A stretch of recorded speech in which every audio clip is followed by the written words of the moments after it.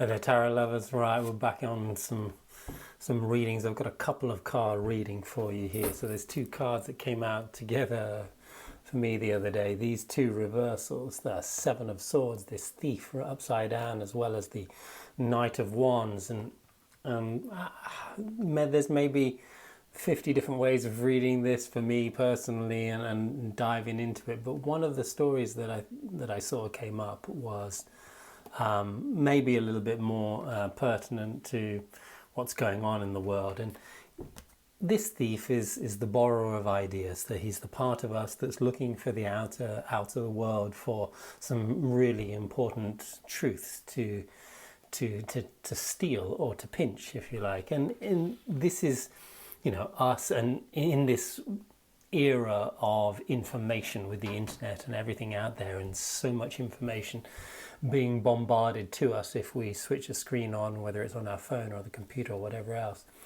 we'll see so much information coming towards us, and we'll also not necessarily be that equipped to have great filters in place, and we'll take on other people's ideas. We'll take on ideas that feel aligned with us. And what this made me think of a lot is how many fearful ideas we are ready to believe in, buy into, give importance to, so much so that we're going to hold on to those ideas, even though they'll cut us, even though they're going to cut our hands. We'll take that idea that's fear-based and we'll hold on to it. Why? Well, because it's really important. It's really important to be aware of all these scary things that are taking place in the world.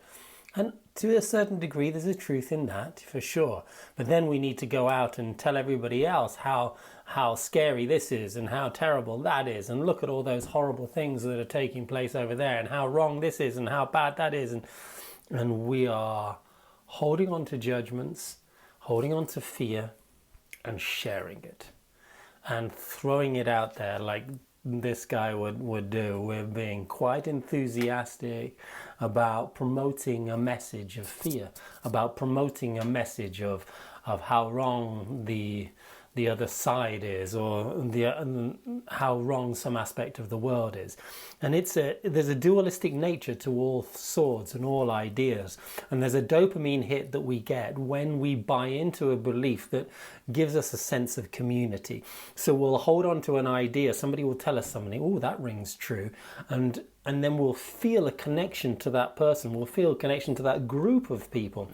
And you'll see this because inside of your life, inside of your world right now, there's a lot of what you might call tribe mentality. And tribe mentality is not necessarily a wrong thing.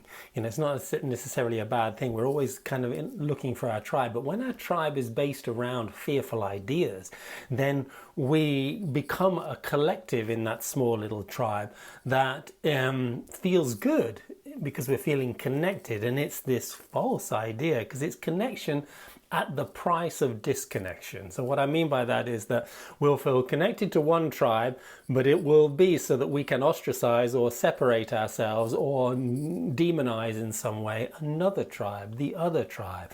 And so that it gives us a false sense of connectedness, a false sense of love for humanity, a false sense of goodness, because we seem to be fighting for the good cause. We seem to be standing up for what is right and what is good. But a lot of the time we are pushing away, denying, dismissing a whole section of society, section of ourselves, because this will always correspond to an individual relationship we're having with ourselves. And it will correspond to creating more division in our community, in the greater community. And you might say to yourself, well, it's okay, as long as we're divided from those terrible people, or those people who have different ideas than me, then that's a good thing. It's a good thing to stay divided that way. But actually it's not. Division is never going to be the great cause. Love is going to be the great cause. And if we create more division in the name of love, which is the paradox, and we'll be doing this, oh, but I love these people, so, and those people over there don't, so they must be the wrong people. And so it's a delicate situation. We will borrow ideas from very specific and select people who we agree with and who we think are right. But if that is taking place at the price of pushing away, dividing, neglecting or downright dismissing a whole section of society, then we'll find that we are much more part of the problem than the solution. If we are promoting fear, we can't pretend to be in love. We can't. If we are promoting fearful dogma or fearful ideologies or ideas of you should be afraid, we need to promote this anxiety, we're not part of the solution. And a lot of the time we're kind of peer pressured into believing certain ideas because somebody said something that felt lovely and beautiful, and then it came hand in hand with a lot of other somethings that we kind of buy into or hold on to just because we went into the house because we were invited in, and we end up leaving with a lot more swords than we banked on in the first place. Yeah? And we end up leaving and holding a lot of beliefs that don't really come from our hearts. And so the question is always this: what beliefs really come from your hearts? What beliefs are really yours? What are these two swords that nobody can steal, that nobody can give away, that nobody can give you? What is that most important essence of your personal truth, of what feels aligned with your hearts, not aligned with fear, aligned with doubt, but aligned with your hearts and your truth? And let's get enthusiastic about sharing some of that to the world. Let's not look to use our fire and transformation to try and change the world in the name of our fearful beliefs, or change the world in the name of what is wrong and what is... No, let's change the world in the name of what is right.